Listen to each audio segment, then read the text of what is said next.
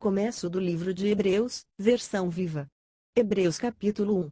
Há muito tempo Deus falou de muitas maneiras diferentes aos nossos pais por intermédio dos profetas, em visões, em sonhos e até face a face, contando-lhes pouco a pouco os seus planos.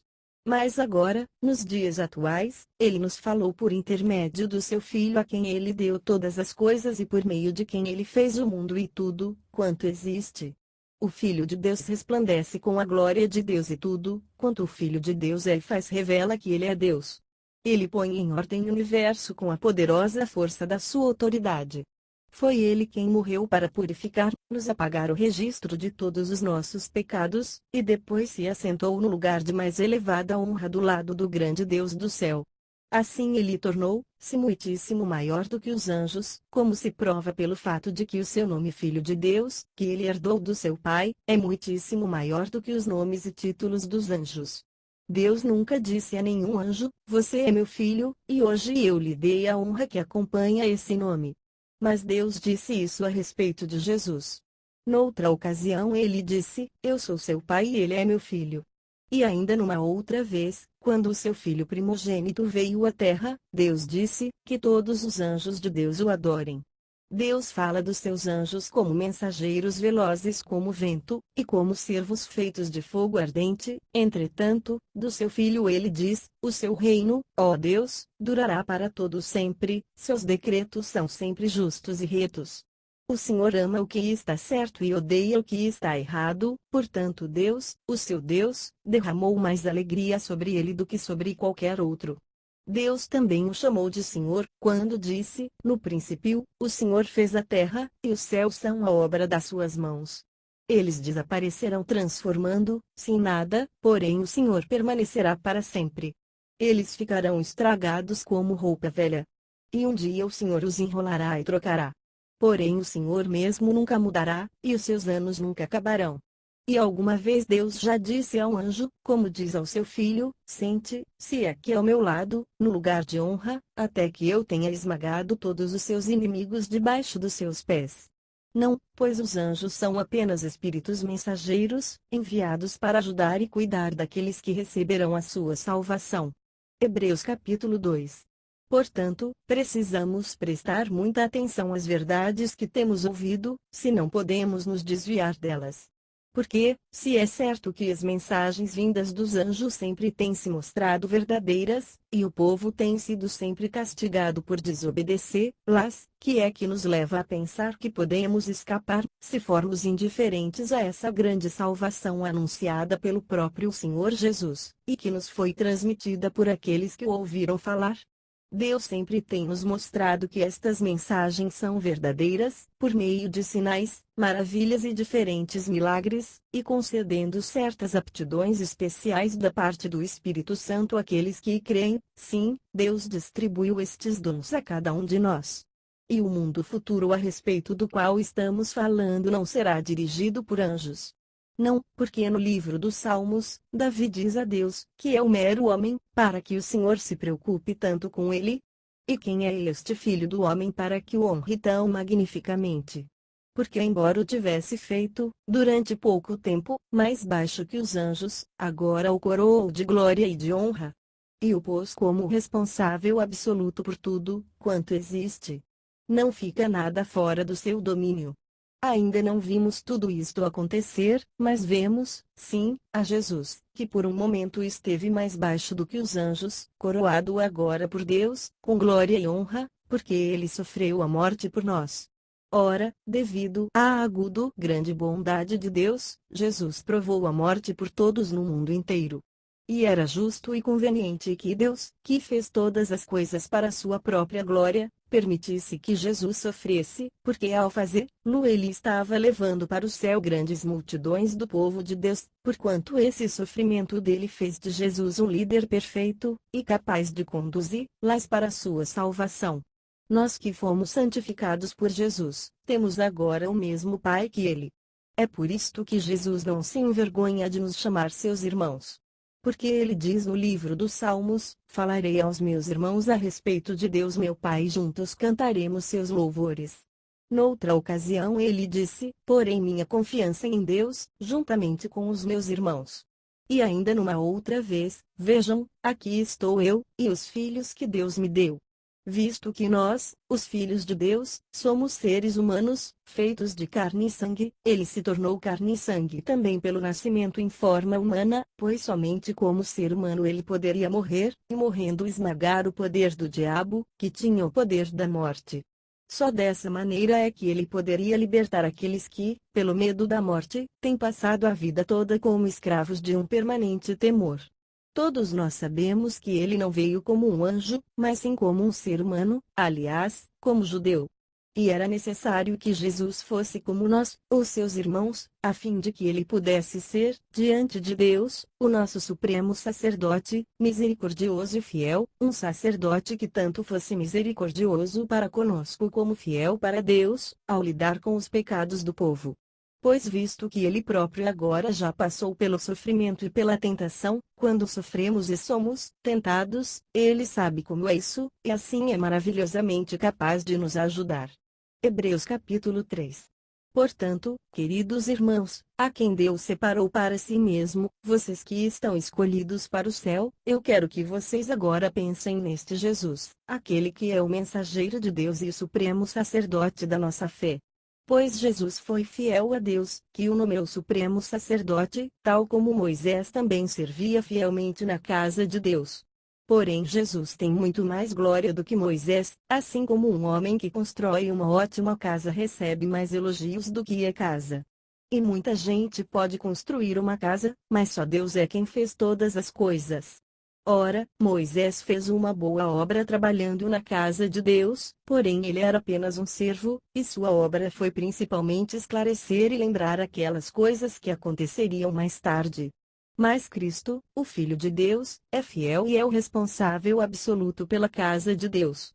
E nós os cristãos, somos a casa de Deus e Ele mora em nós, se conservarmos a nossa coragem firme até o fim, bem como a nossa alegria e a nossa confiança no Senhor.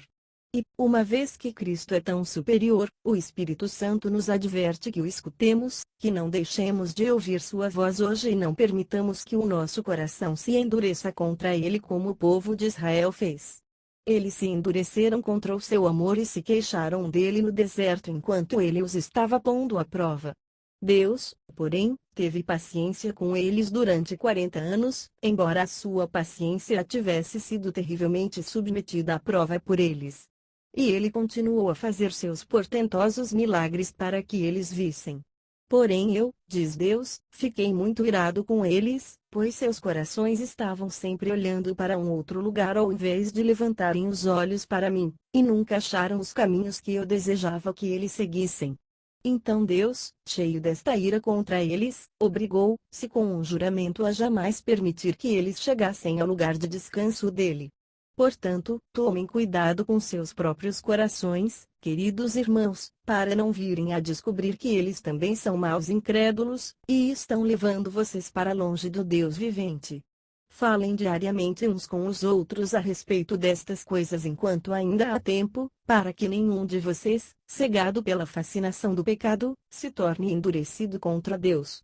Porque se formos fiéis até o fim, confiando em Deus tal como fizemos no princípio, quando nos tornamos cristãos, participaremos de tudo, quanto pertence a Cristo. Mas o tempo é agora, nunca se esqueçam da advertência, hoje, se ouvirem a voz de Deus falando a vocês, não endureçam seus corações contra ele, como fez o povo de Israel quando se rebelou contra ele no deserto. E quem eram essas pessoas de quem estou falando, que ouviram a voz de Deus falar-lhes, porém depois se rebelaram contra ele? Eram aqueles que saíram do Egito com o seu líder Moisés. E quem é que deixou Deus irado durante todos aqueles 40 anos? Estas mesmas pessoas que pecaram e como consequência morreram no deserto. E a quem Deus estava falando quando declarou com juramento que eles jamais poderiam entrar na terra que ele prometera ao seu povo. Estava falando a todos aqueles que lhe desobedeceram. E por que não puderam entrar? Porque não confiaram nele. Hebreus capítulo 4. Embora a promessa de Deus ainda esteja de pé, sua promessa de que todos podem entrar no seu lugar de descanso, devemos tremer de medo, porque alguns de vocês podem estar à beira de, no fim de tudo, não conseguir chegar lá. Porque esta maravilhosa notícia de que Deus deseja nos salvar nos dada tal como foi àqueles que viveram no tempo de Moisés. Entretanto, não lhes fez nenhum bem porque eles não creram nela. Não a combinaram com a fé. Pois somente nós, os que cremos em Deus, podemos entrar no seu lugar de descanso. Ele afirmou: jurei em minha ira que aqueles que não creem em mim nunca entrarão, mesmo apesar de ele estar preparando e esperando por eles desde o princípio do mundo. Nós sabemos que ele está preparando e esperando porque está escrito que Deus descansou no sétimo dia da criação, depois que terminou tudo, quanto havia planejado fazer. Mesmo assim eles não entraram, pois Deus finalmente disse: eles nunca entrarão no meu descanso. Entretanto, a promessa continua, e alguns entraram, mas não aqueles que tiveram a primeira oportunidade, pois desobedeceram a Deus e não conseguiram entrar. Mas ele fixou uma outra ocasião para se entrar, e esta ocasião é agora. Ele anunciou isto por meio do rei Davi, muitos anos depois do primeiro fracasso do homem na tentativa de entrar, dizendo nas palavras já citadas: hoje, quando vocês o ouvirem chamar, não endureçam o coração contra ele. Este novo lugar de descanso acerca do qual ele está falando não quer dizer a terra de Israel, para a qual Josué os conduziu. Se Deus quisesse dizer isso, não teria falado muito depois a respeito de hoje como a ocasião para entrar. Portanto, há um descanso completo e perfeito ainda esperando o povo de Deus. Cristo já entrou lá. Está descansando do seu trabalho, tal como Deus fez após a criação. Façamos o melhor que pudermos para entrar também naquele lugar de descanso, tomando cuidado para não desobedecermos a Deus como fizeram os filhos de Israel, e assim não conseguiram entrar. Tudo quanto Deus nos diz é cheio de força viva, é mais cortante do que o punhal mais afiado, e corta rápido e profundo em nossos pensamentos e desejos mais íntimos em todos os seus detalhes, mostrando-nos como somos na realidade. Ele sabe de cada um, em cada lugar. Cada coisa a respeito de nós está descoberta e escancarada aos olhos penetrantes do nosso Deus vivente, nada pode se esconder dele, a quem devemos prestar contas de tudo o que fizemos. Mas Jesus, o Filho de Deus, é o nosso grande supremo sacerdote que foi diretamente para o céu, a fim de nos ajudar, portanto não deixemos nunca de confiar nele. Este nosso supremo sacerdote compreende as nossas fraquezas, visto que ele teve as mesmas tentações que nós temos, ainda que ele nunca cedeu a elas nem pecou. Portanto, vamos ousadamente até o próprio trono de Deus e permaneçamos lá para recebermos a sua misericórdia e acharmos a sua graça para nos ajudar em nossos tempos de necessidade. Hebreus capítulo 5. O supremo sacerdote judaico é simplesmente um homem como qualquer outro, porém é escolhido para falar por todos os outros homens naquilo que eles têm a tratar com Deus. E porque é homem, pode tratar com bondade os outros homens, embora estes sejam insensatos e ignorantes, pois ele também está rodeado das mesmas tentações e compreende muito bem os problemas deles. Ele apresenta as ofertas deles a Deus e oferece a ele o sangue dos animais que são sacrificados para cobrir os pecados do povo e os seus próprios pecados também. Outra coisa a ser lembrada é que ninguém pode ser supremo sacerdote só porque deseja ser. Tem de ser chamado por Deus para este trabalho, da mesma forma como Deus escolheu Arão. Foi por isso que Cristo não se elegeu a si próprio para a honra de supremo sacerdote, não, ele foi escolhido por Deus. Deus lhe disse: meu filho, hoje eu o dignifiquei. E noutra ocasião Deus lhe falou: foi escolhido para ser sacerdote para sempre, da mesma classe que Melquisedeque. Ainda mais, enquanto estava aqui na terra, Cristo suplicou a Deus, orando com lágrimas e agonia de alma o único que o salvaria da morte prematura. E Deus ouviu as orações dele por causa do seu intenso desejo de obedecer a Deus em todos os momentos. Embora Jesus fosse o Filho de Deus, teve de aprender por experiência própria o que era obedecer, quando a obediência significa sofrimento.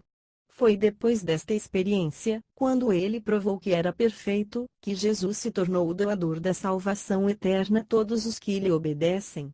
Lembrem-se que Deus o escolhera para ser supremo sacerdote da mesma classe que Melquisedeque.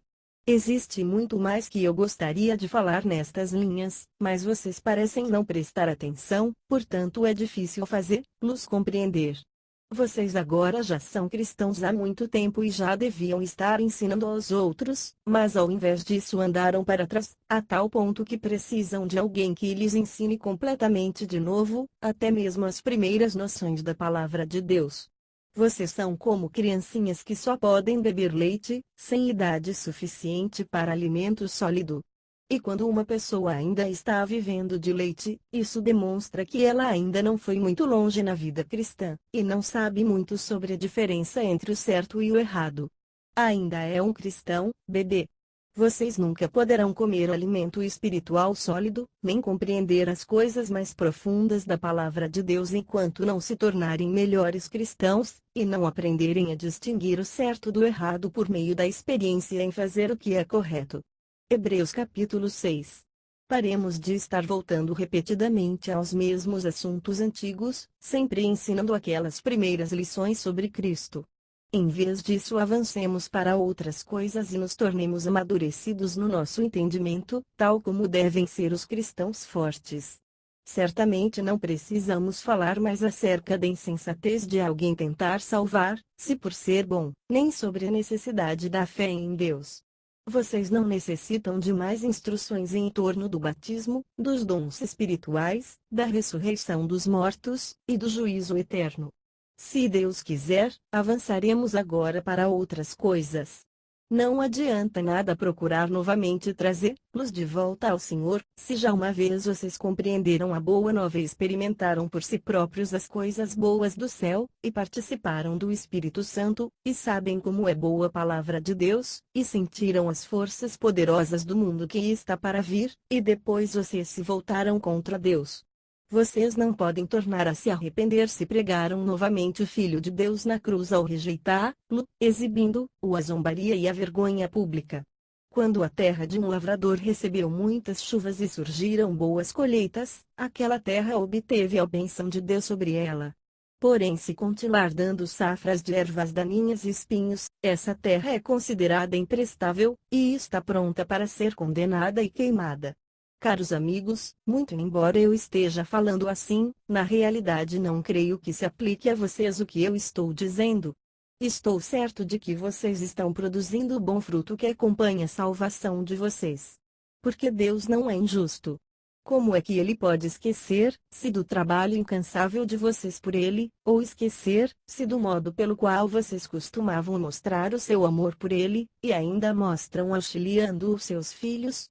E a nossa preocupação é que vocês continuem assim mesmo, amando os outros enquanto a vida durar, a fim de que recebam a sua recompensa completa. Então, sabendo o que está aguardado para vocês lá adiante, vocês não se cansarão de ser cristãos, nem se tornarão espiritualmente insensíveis e indiferentes, mas estarão ansiosos para seguir o exemplo daqueles que recebem tudo, quanto Deus lhes prometeu por causa do vigor da sua fé e da sua perseverança. Por exemplo, a promessa de Deus a Abraão, Deus jurou pelo seu próprio nome, visto que não havia ninguém maior por quem jurar, que ele abençoaria Abraão constantemente, que lhe daria um filho e o faria pai de uma grande nação. Abraão, então, esperou com paciência até que finalmente Deus lhe deu um filho, Isaque, tal como havia prometido. Quando um homem faz um juramento, está invocando alguém maior do que ele próprio, para forçá-lo a fazer aquilo que prometeu, ou para castigá-lo se mais tarde ele se recusar a fazê-lo. O juramento termina toda a discussão sobre o assunto. Deus também se comprometeu fazendo um juramento, a fim de que os que ele prometer ajudar soubessem com toda a certeza e nunca precisassem recear que ele mudaria seus planos. Ele nos deu tanto sua promessa como seu juramento, duas coisas em que podemos fiar-nos inteiramente, pois é impossível Deus dizer uma mentira. Agora, todos quantos se refugiam nele para ser salvos, podem criar um novo ânimo quando recebem tais garantias da parte de Deus, eles agora podem saber sem duvidar que ele lhes dará a salvação que lhes prometeu. Esta esperança segura de ser salvos é para as nossas almas uma âncora forte de confiança, que nos liga ao próprio Deus, do outro lado do véu sagrado do céu, aonde Cristo penetrou à nossa frente para interceder por nós, valendo-se da sua situação de nosso supremo sacerdote, com a honra e da mesma classe que Melquisedeque. Hebreus capítulo 7. Este Melquisedeque era rei da cidade de Salém, e também um sacerdote do Deus Altíssimo. Quando Abraão estava regressando para casa depois de ter ganho uma grande batalha contra muitos reis, Melquisedeque foi ao seu encontro e o abençoou. Abraão, então, tomou a 10ª parte de tudo quanto havia ganho na batalha e deu a Melquisedeque. O nome de Melquisedeque significa justiça, portanto ele é o rei da justiça, e é também o rei da paz, por causa do nome da cidade dele, Salém, que quer dizer paz. Melquisedeque não teve pai nem mãe e não existem anotações sobre nenhum dos seus antepassados. Nunca nasceu e nunca morreu, mas a sua vida é semelhante à do Filho de Deus, sacerdote para sempre. Vejam então como este Melquisedeque é importante, até mesmo Abraão, o primeiro e o mais respeitado de todo o povo escolhido de Deus, deu a Melquisedeque a 10ª parte dos despojos que ele tomou dos reis com quem estivera lutando. Poder-se ia compreender por que Abraão faria isto se Melquisedeque fosse um sacerdote judeu, porque mais tarde o povo de Deus foi obrigado pela lei a dar ofertas para sustentar os seus sacerdotes, porque estes eram seus parentes. Melquisedeque, entretanto, não era parente nenhum, e mesmo assim Abraão pagou-lhe. Melquisedeque deu a bênção ao poderoso Abraão, e como todo mundo sabe, uma pessoa que tem poder para abençoar é sempre mais importante do que a que é abençoada. Os sacerdotes judaicos, embora fossem mortais, recebiam dízimos, somos informados, porém, que Melquisedeque continua vivo. Poderia dizer-se que o próprio Levi, o antecessor de todos os sacerdotes judaicos, de todos os que recebem dízimos, pagou dízimos a Melquisedeque por meio de Abraão. Embora Levi ainda não tivesse nascido, a semente da qual ele veio estava em Abraão quando Abraão pagou os dízimos a Melquisedeque. E, se os sacerdotes judaicos e as suas leis fossem capazes de nos salvar, porque então Deus precisou mandar Cristo como sacerdote da mesma classe que Melquisedeque, ao invés de mandar alguém da mesma classe que Arão, a classe a qual pertenciam todos os outros sacerdotes? E quando Deus envia um novo tipo de sacerdote, sua lei precisa ser mudada para permitir isso. Como todos sabemos, Cristo não pertence à tribo de sacerdotes de Levi, mas proveio da tribo de Judá, que não havia sido escolhida para o sacerdócio. Moisés nunca lhes dera aquele serviço. Portanto, podemos ver claramente que o método divino mudou, pois Cristo, o novo supremo sacerdote que veio da classe de Melquisedeque, não se tornou sacerdote satisfazendo a antiga exigência de pertencer à tribo de Levi, mas na base do poder que deriva de uma vida que não pode acabar. E o salmista salienta isso quando diz a respeito de Cristo: o Senhor é para sempre sacerdote da classe de Melquisedeque. Sim, o antigo sistema de sacerdócio baseado no parentesco foi cancelado, porque não deu resultado. Era fraco e inútil para salvar o povo. Nunca tornou ninguém realmente justo para com Deus. Agora, porém, temos uma esperança muitíssimo melhor, pois Cristo nos torna aceitáveis a Deus, e agora podemos aproximar-nos dele. Deus fez um juramento de que Cristo seria sempre sacerdote. Embora nunca tivesse dito isto de outros sacerdotes.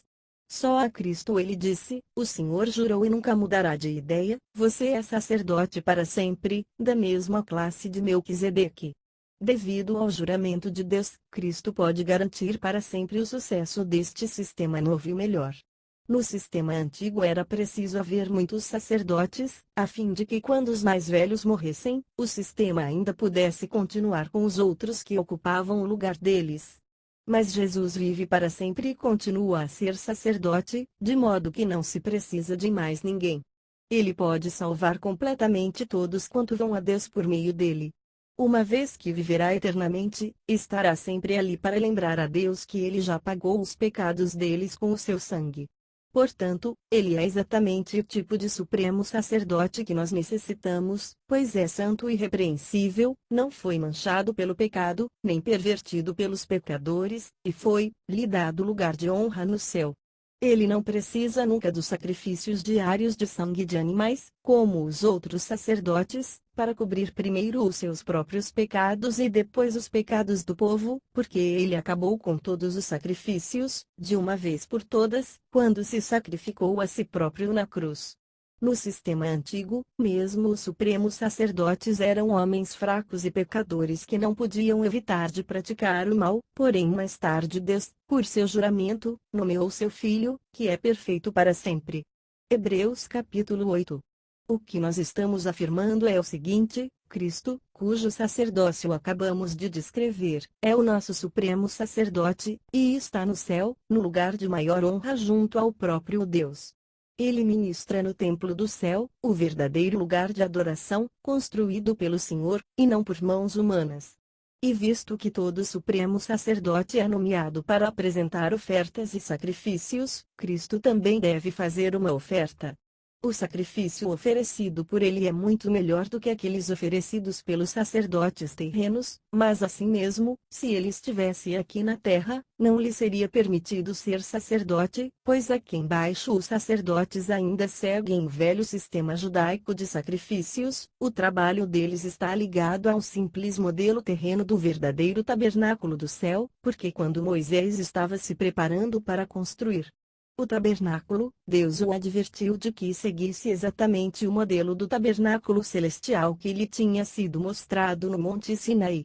Mas Cristo, como ministro do céu, foi recompensado com um trabalho muito mais importante do que os que servem sob as leis antigas, pois o novo acordo que ele nos oferece da parte de Deus contém promessas muito mais maravilhosas. O velho acordo não deu resultado nenhum. Se tivesse dado, não teria havido nenhuma necessidade de um outro para substituí-lo. O próprio Deus encontrou defeito no antigo, pois disse: dia virá quando farei um novo acordo com o povo de Israel e o povo de Judá.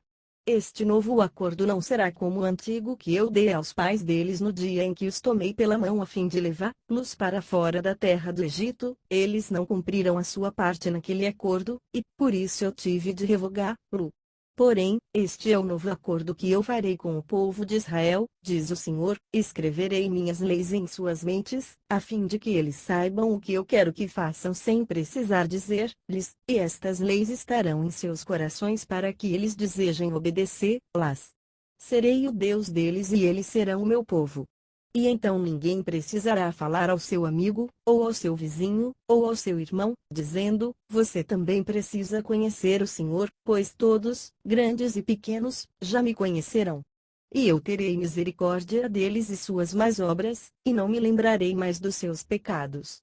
Deus fala destas novas promessas, deste novo acordo, como tomando o lugar do antigo, porque este agora está antiquado e foi posto de lado para sempre. Hebreus capítulo 9. Ora, naquele primeiro acordo entre Deus e o seu povo havia normas para adoração e havia uma tenda sagrada aqui na terra. Dentro deste lugar de adoração havia 2 compartimentos. O primeiro continha o castiçal de ouro e uma mesa com os pães sagrados em cima. Esta parte da tenda chamava-se o lugar santo. Depois, havia uma cortina e, atrás da cortina, um compartimento chamado Santo dos Santos. Nesse compartimento havia o altar do incenso, todo de ouro, e um caixão de ouro, chamado a Arca da Aliança, inteiramente coberto de ouro puro por todos os lados. Dentro da arca estavam as tábuas de pedra com os 10 mandamentos escritos, um jarro de ouro com um pouco de maná e a vara de Arão que floresceu. Em cima da arca de ouro havia estátuas de anjos chamados querubins, as sentinelas da glória de Deus, com suas asas estendidas por cima da cobertura de ouro da arca, chamado propiciatório. Mas, basta destes pormenores. Bem, quando tudo estava pronto, os sacerdotes entravam e saíam do primeiro compartimento às vezes que queriam, fazendo seu trabalho. Mas somente o supremo sacerdote entrava naquele compartimento mais interno, e apenas uma vez por ano, completamente só, e sempre levando o sangue que ele salpicava sobre o propiciatório, como uma oferta a Deus para cobrir seus próprios erros e pecados, e os erros e pecados de todo o povo. E o Espírito Santo utiliza tudo isso para nos mostrar que, sob o sistema antigo, o povo comum não podia entrar no Santo dos Santos, enquanto ainda estivesse em uso o primeiro compartimento e o antigo sistema que ele representava. Isto tem um ensinamento importante para nós no dia de hoje.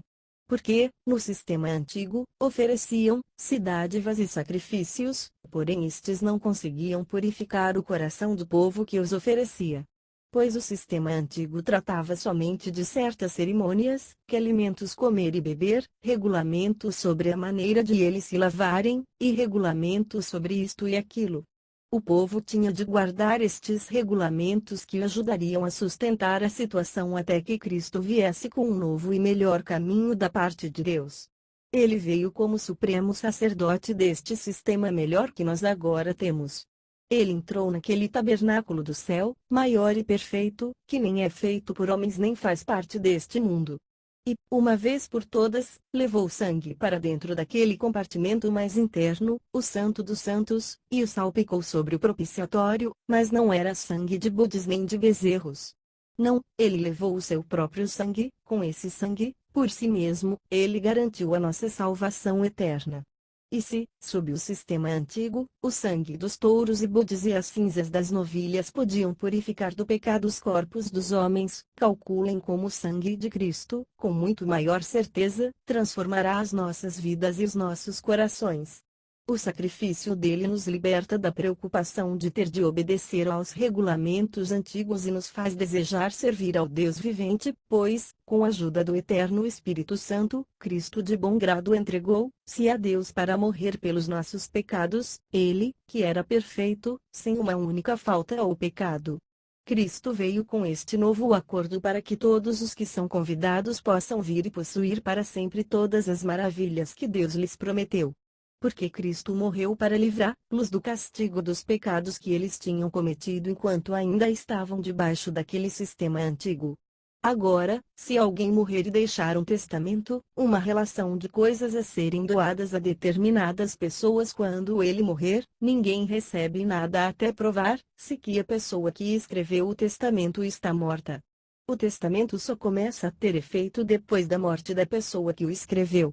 Enquanto ela ainda estiver viva, ninguém pode utilizá-lo para obter nenhuma daquelas coisas que ela lhe prometeu. É por isso que o sangue foi salpicado, como prova da morte de Cristo, antes mesmo que aquele primeiro acordo entrasse em vigor. Depois que Moisés deu todas as leis divinas ao povo, tomou do sangue dos bezerros e bodes, juntamente com água, e salpicou o sangue sobre o livro das leis de Deus e sobre todo o povo, usando ramos de plantas de sopo e lã escarlate para salpicar.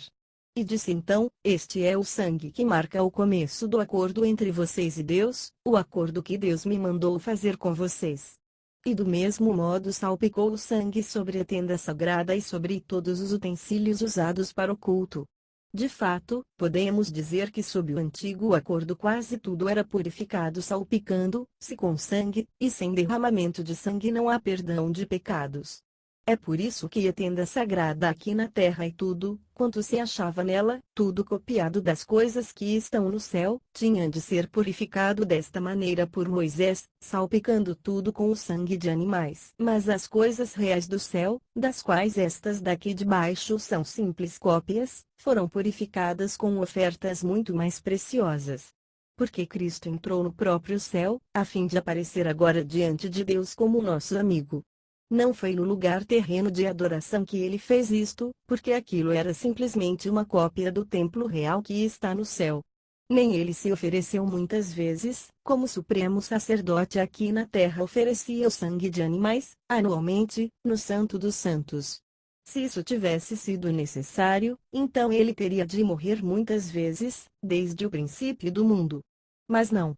Quando chegou o tempo certo, ele veio uma vez por todas, a fim de afastar para sempre o poder do pecado, ao morrer por nós.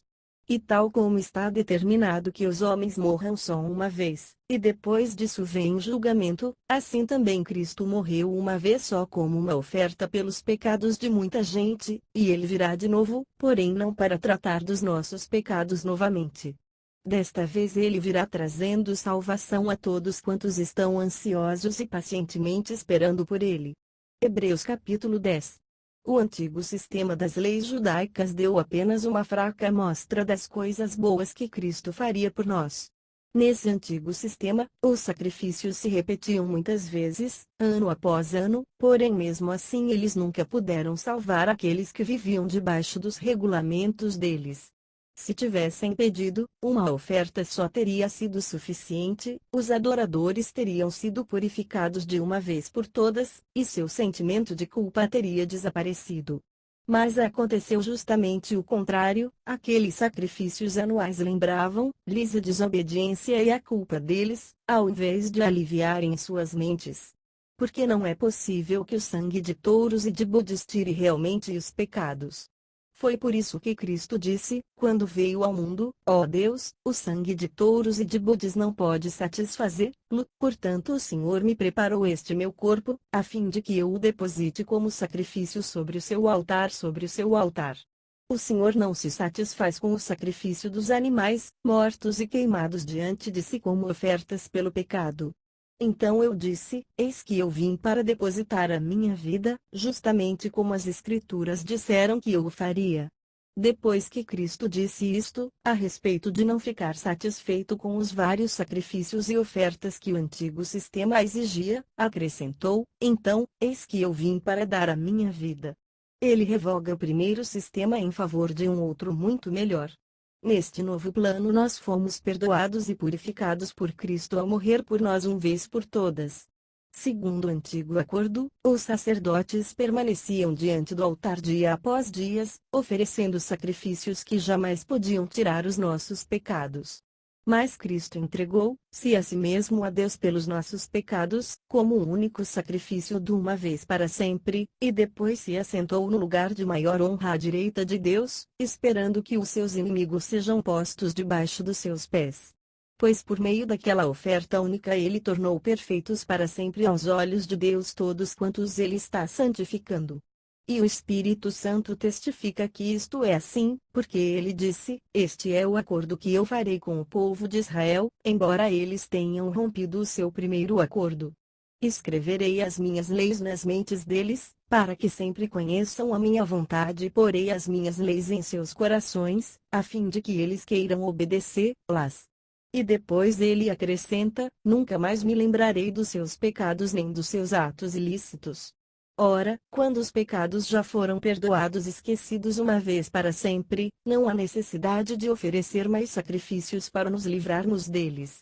E assim, queridos irmãos, por causa do sangue de Jesus, nós agora podemos ir diretamente até dentro do Santo dos Santos, onde Deus está.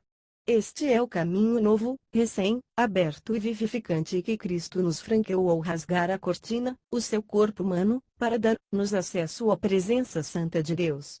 E, visto que este nosso grande supremo sacerdote governa sobre a casa de Deus, entremos e vamos diretamente ao próprio Deus, com o coração sincero e confiando plenamente que Ele nos receberá, porque o sangue de Cristo já foi salpicado em nós para nos purificar, e porque já fomos lavados com a água pura, do batismo pelo Espírito Santo. Agora podemos aguardar a salvação que Deus nos prometeu. Já não há mais lugar para dúvida, e podemos contar aos outros que a salvação já é nossa, pois nem se discute que Ele fará aquilo que diz.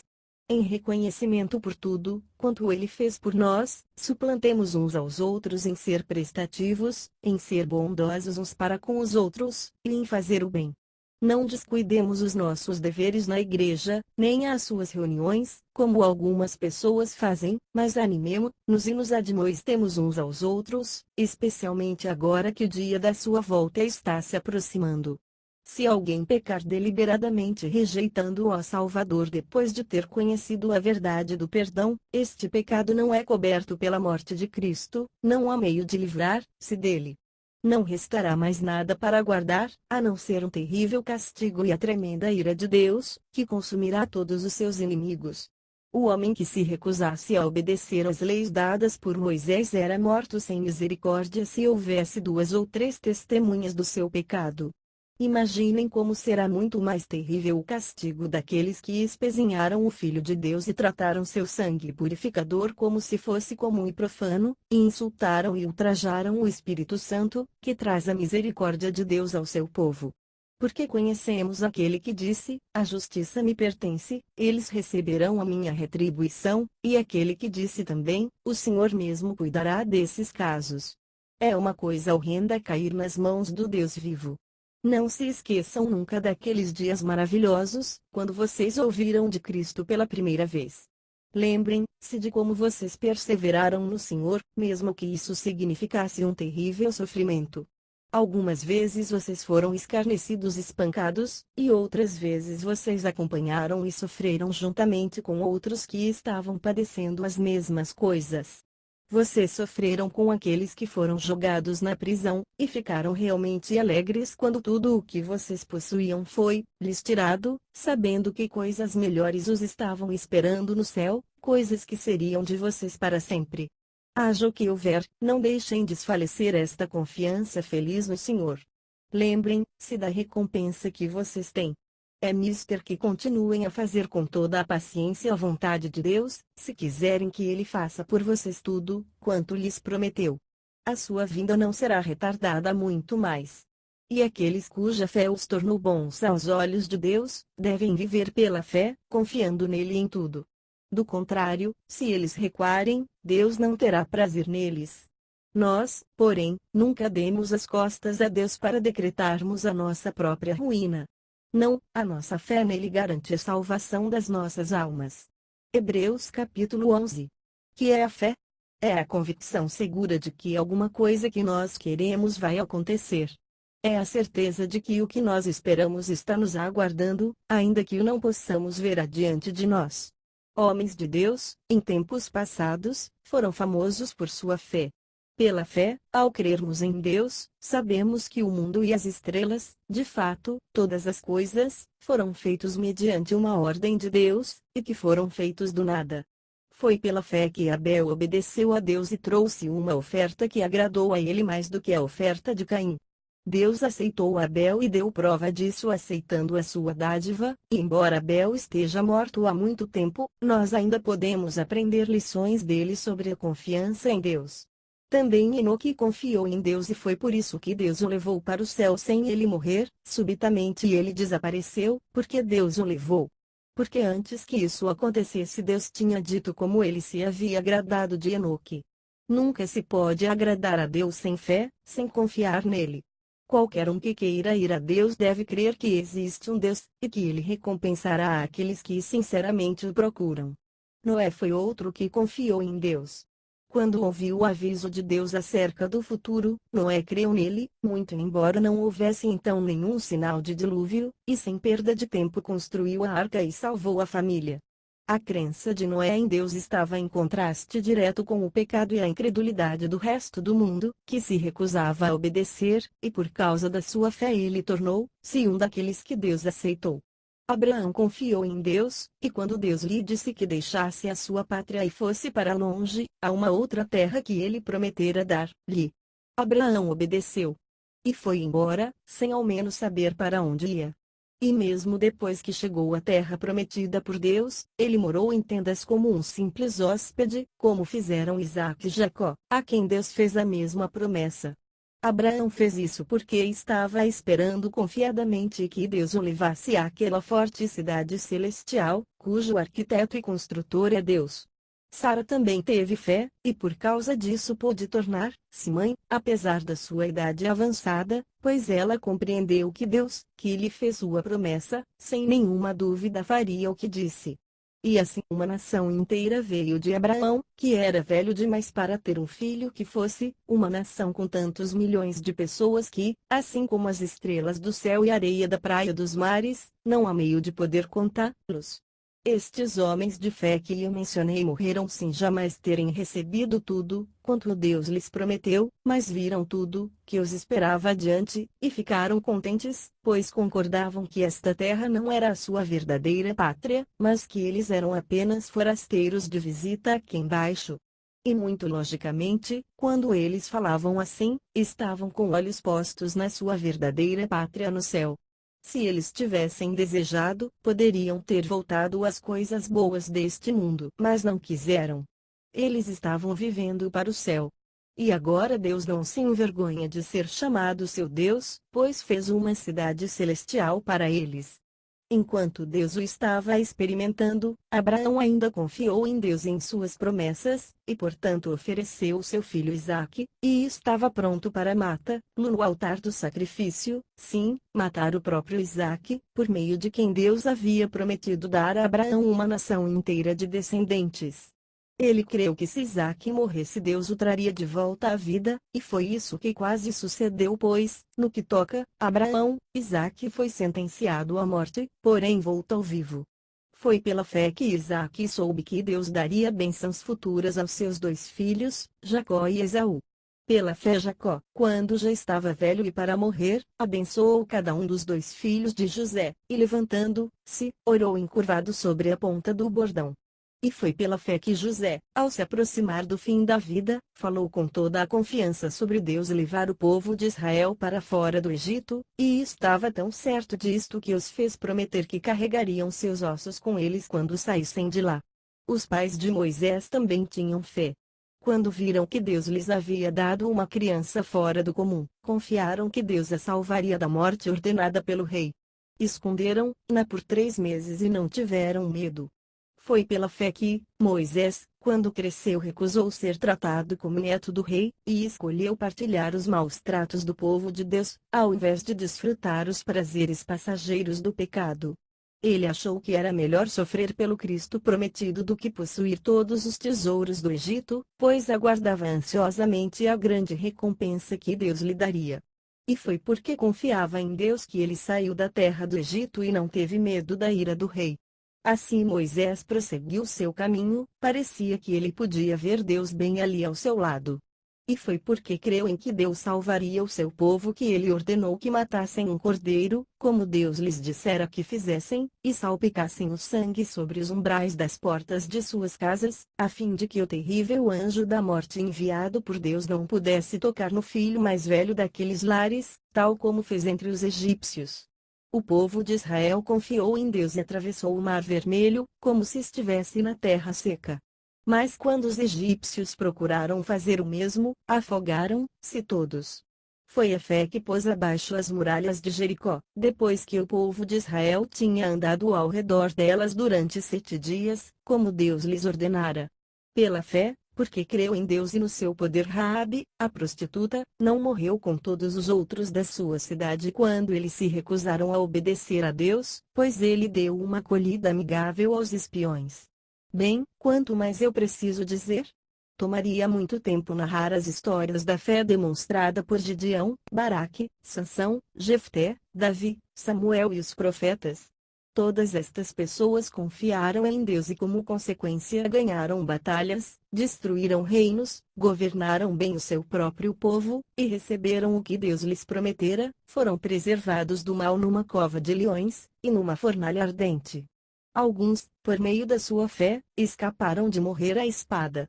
Alguns tornaram-se fortes novamente depois de estarem fracos ou doentes. Outros receberam grande força na batalha, fizeram exércitos inteiros recuarem e fugir. E algumas mulheres, por meio da fé, receberam de volta seus queridos já mortos. Mas outros confiaram em Deus e foram espancados até a morte, preferindo morrer em lugar de abandonarem a Deus para ficar livres, confiando que, depois disso, eles se levantariam novamente para uma vida melhor. Alguns foram escarnecidos e suas costas foram dilaceradas com chicotes, e outros foram acorrentados em masmorras. Alguns morreram apedrejados e outros cerrados ao meio, a outros foi prometido liberdade se renegassem a fé, e depois foram mortos à espada. Passaram fome, ficaram doentes e foram maltratados. Bons demais para este mundo, alguns andaram de um lado para outro em peles de ovelhas e de bodes, vagando pelos desertos e montanhas, escondendo-se em covas e cavernas. E estes homens de fé, embora tivessem confiado em Deus e recebido a sua aprovação, nenhum deles recebeu tudo quanto Deus lhes havia prometido, porque Deus queria que eles esperassem e participassem das recompensas ainda melhores que estavam preparadas para nós. Hebreus capítulo 12. Visto que temos uma multidão tão grande de homens de fé observando-nos da tribuna principal, afastemos de nós qualquer coisa que nos torne vagarosos ou nos atrase, e especialmente aqueles pecados que se enroscam tão fortemente em nossos pés e nos derrubam, e corramos com perseverança a carreira especial que Deus pôs diante de nós. Mantenham o olhar firme em Jesus, nosso líder e orientador. Ele esteve pronto a padecer uma morte vergonhosa na cruz por causa da alegria que sabia que depois ia ter, e agora está sentado no lugar de honra ao lado do trono de Deus. Se vocês querem evitar de se sentirem desfalecidos e cansados, pensem na resignação dele enquanto homens pecadores faziam essas coisas tão terríveis com ele. Afinal de contas, vocês ainda não lutaram contra o pecado e a tentação ao ponto de suarem grandes gotas de sangue. E já esqueceram completamente as palavras animadoras que Deus falou a vocês, que são filhos dele? Ele disse: meu filho, não fique irado quando o Senhor castigar você. Não fique desanimado quando ele tem que lhe mostrar em que você está errado. Quando ele castiga você, isso prova que ele o ama. Quando ele o açoita, isso prova que você é verdadeiramente filho dele. Permitam que Deus eduque vocês, pois Ele está fazendo o que qualquer pai amoroso faz com seus filhos. Pois quem já ouviu falar de um filho que nunca foi corrigido? Se Deus não os castiga quando é preciso, como outros pais castigam seus filhos, então isso significa que afinal de contas vocês não são realmente filhos de Deus, e que vocês, na verdade, não pertencem à sua família. Visto que nós respeitamos os nossos pais aqui na terra, embora eles nos castigassem, não devemos com muito maior satisfação nos submeter à educação de Deus, a fim de que possamos realmente começar a viver. Nossos pais terrenos nos educaram por uns poucos e curtos anos, fazendo por nós o melhor que eles sabiam fazer, porém a correção de Deus é sempre boa e para o nosso maior bem, a fim de podermos participar da santidade dele. Não é nada agradável ser castigado, na hora em que está acontecendo, dói mesmo. Mas depois podemos ver o resultado, um crescimento tranquilo, em virtude de caráter. Portanto, tomem um novo vigor para suas mãos cansadas, e firmem-se em suas pernas trêmulas, e tracem um caminho reto e plano para os seus pés para que aqueles que seguem vocês, embora fracos e mancos, não caiam nem se firam, mas se tornem-se fortes. Procurem afastar-se de toda discórdia, e busquem levar uma vida pura e santa, porque aquele que não é santo não verá o Senhor. Cuidem uns dos outros, para que nenhum de vocês deixe de alcançar as melhores bênçãos de Deus. Vigiem para que nenhuma amargura crie raiz entre você, pois quando ela brota, causa profunda perturbação, prejudicando muitos na sua vida espiritual. Vigiem para que ninguém se deixe arrastar por pecado sexual ou se torne negligente para com Deus, tal como fez Esaú. Por uma simples refeição ele vendeu seus direitos de filho mais velho. E mais tarde, quando novamente ele quis aqueles direitos de volta, era tarde demais, embora tivesse chorado lágrimas amargas de arrependimento. Portanto, lembrem-se disso e tenham cuidado. Vocês não tiveram de ficar face a face com terror, o fogo ardente, a escuridão, as trevas e uma terrível tempestade, como os israelitas no Monte Sinai, quando Deus lhes deu as suas leis.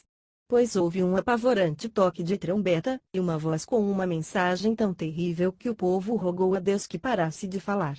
Eles recuaram atordoados diante da ordem de Deus, de que até mesmo um animal que tocasse na montanha devia morrer. O próprio Moisés estava tão amedrontado com aquela visão que tremia de tanto medo. Vocês, contudo, chegaram até Monte Sião, a cidade do Deus vivente, a Jerusalém celestial, a reunião de inumeráveis anjos venturosos, e a igreja, composta de todos quantos estão arrolados no céu, e a Deus, que é o juiz de todos, aos espíritos dos redimidos no céu, que já se tornaram perfeitos, e ao próprio Jesus, que nos trouxe o seu novo acordo maravilhoso, e o sangue salpicado, que perdoa gratuitamente, ao invés de clamar por vingança como fez o sangue de Abel. Portanto, procurem obedecer àquele que está falando a vocês. Porque se o povo de Israel não escapou quando recusou ouvir a Moisés, que era um mensageiro terreno, como será terrível o nosso perigo se recusarmos ouvir a Deus, que nos fala de lá do céu. Quando ele falou do Monte Sinai, sua voz fez a terra tremer, porém, da próxima vez, diz ele, eu farei tremer não só a terra, mas também os céus. Com isto ele quer dizer que removerá tudo, quanto não tem alicerces sólidos, de modo que apenas as coisas inabaláveis serão deixadas. Visto que nós temos um reino que nada pode destruir, agrademos a Deus servindo-o com corações gratos, e com santo temor e reverência. Porque nosso Deus é um fogo consumidor. Hebreus capítulo 13. Continuem a amar-se uns aos outros com amor fraternal verdadeiro. Não se esqueçam de ser bondosos com os estranhos, porque alguns que fizeram isso hospedaram anjos sem perceber-lo. Não se esqueçam daqueles que estão na prisão. Sofram com eles, como se vocês próprios estivessem lá. Partilhem o sofrimento daqueles que estão sendo maltratados, pois vocês sabem o que eles estão passando. Honrem o seu casamento e os seus respectivos votos, e sejam puros, porque Deus sem falta castigará todos os que são imorais ou cometem adultério. Afastem-se do amor ao dinheiro, sintam-se satisfeitos com o que vocês têm, porque Deus disse, eu nunca abandonarei você, nem o desampararei. É por isto que nós podemos afirmar sem qualquer dúvida nem temor, o Senhor é o meu ajudador, e eu não tenho medo de nada que o simples homem possa me fazer. Lembrem-se dos seus líderes que têm ensinado a palavra de Deus a vocês. Pensem em todo o bem que proveio da vida deles, e procurem confiar no Senhor como eles fazem. Jesus Cristo é o mesmo ontem, hoje e para sempre. Portanto, não se deixem atrair por ideias novas estranhas, pois a força espiritual de vocês vem como uma dádiva de Deus, e não de preceitos cerimoniais sobre comer certos alimentos, um método que, aliás, não ajudou aqueles que o experimentaram. Nós temos um altar, a cruz em que Cristo foi sacrificado, onde aqueles que continuam a procurar a salvação por meio da obediência às leis judaicas nunca podem ser socorridos. No sistema das leis judaicas, o supremo sacerdote trazia o sangue dos animais sacrificados para o santuário como um sacrifício pelo pecado, e depois os corpos dos animais eram queimados fora da cidade. Foi por isso que Jesus sofreu e morreu fora da cidade, onde seu sangue lavou os nossos pecados. Portanto, saiamos a ele, fora dos muros da cidade, isto é, fora dos interesses deste mundo, prontos a ser desprezados, para sofrer com ele ali e levar sobre nós a sua vergonha. Porque este mundo não é nossa pátria, nós estamos aguardando a nossa pátria eterna no céu.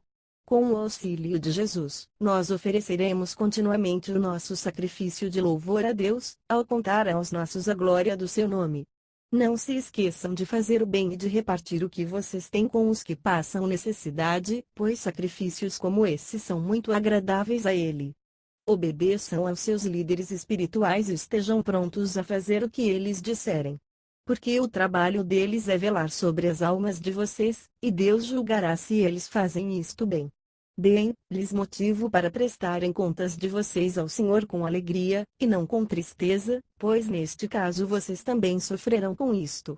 Orem por nós, pois a nossa consciência está limpa, e nós desejamos conservá-la assim.